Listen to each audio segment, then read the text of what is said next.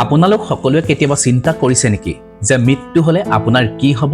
আপোনাৰ আত্মা কলৈ যাব? নে আপুনি পুনৰ জন্ম পাব? নে স্বৰ্গ নৰক ইয়াৰ সত্যতা কিমান আছে? আজি এই ভিডিঅ'টোৰ মাধ্যমেৰে মই হিন্দু ধৰ্ম, ইছলাম, খ্ৰীষ্টান আৰু বৌদ্ধ ধৰ্মৰ দৃষ্টিকোণৰ পৰা মৃত্যুৰ পিছৰ জীৱন বুজি পোৱাৰ চেষ্টা কৰিম। ভগৱান, কোৰাণ, গীতা, বাইবেল আৰু আধ্যাত্মিক শাস্ত্ৰবোৰে এই বিষয়ে কি কয়? আত্মা কি পুনৰ জন্ম লয়, নে মোক্ষ পায়, নে বিচাৰৰ দিনত বিচাৰ হ'ব? এই ৰহস্যময় বিষয়টো জানিবলৈ ভিডিঅ'টো শেষলৈকে চাওক আৰু আপোনাৰ মতামত কমেণ্ট বক্সত নিশ্চয় জনাব। লাইক, শ্বেয়াৰ আৰু ছাবস্ক্ৰাইব কৰিবলৈ নাপাহৰিব।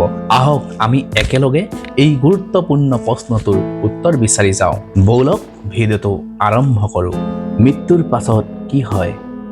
আপুনি সোধা প্ৰশ্নটো অতি গুৰুত্বপূৰ্ণ আৰু ইয়াৰ উত্তৰ ধৰ্ম, বিশ্বাস আৰু আধ্যাত্মিক দৃষ্টিকোণৰ ওপৰত নিৰ্ভৰ কৰে।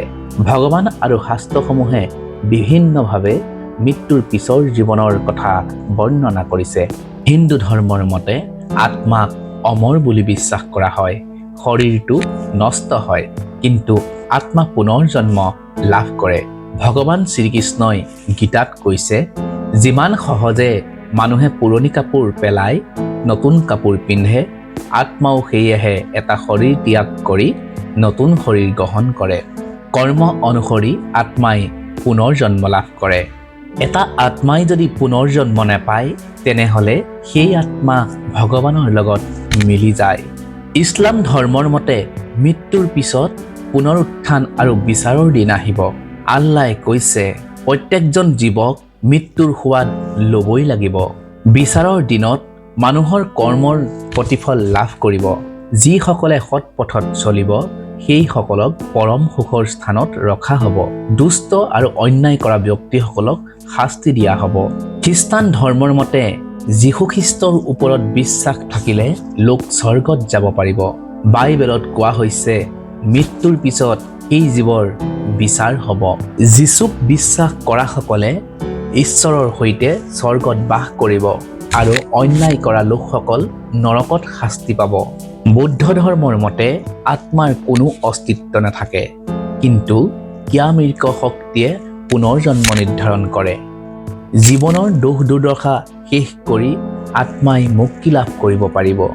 আপুনি কি কৰিব মৃত্যুৰ পাছত? আপোনাৰ কৰ্ম, বিশ্বাস আৰু ওপৰত নিৰ্ভৰ কৰিব। সৎ কৰ্ম কৰিলে স্বৰ্গ বা মোক্ষ লাভ কৰিব। অন্যায় যদি কৰে শাস্তি বা পুনৰ জন্ম পাব।